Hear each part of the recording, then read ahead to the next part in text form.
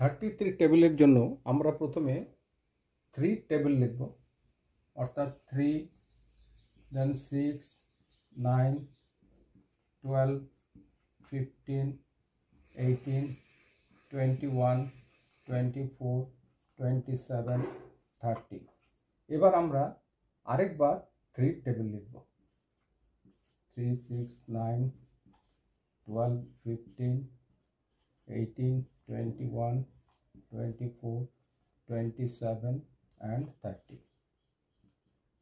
এবার 3 3 এখানে আছে, এখানে 6 6, এখানে 9 9, কিন্তু এখানে রয়েছে 12, তারপরে আরেকবার 12।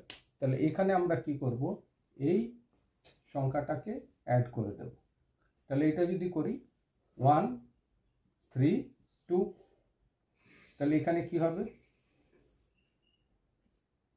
এই দুটোকে অ্যাড করব, তাহলে 1 6 5, এখানে এই দুটোকে অ্যাড করে দেব, তাহলে 1 9 8, এখানে এই দুটোকে অ্যাড করে দেব, তাহলে 2 3 1, এখানে এই দুটোকে অ্যাড করে দেব, তাহলে 2 6 4, এখানে এই দুটোকে অ্যাড করে দেব, 2 9 7, এখানে এই দুটোকে অ্যাড করে দেব, 3 3 0।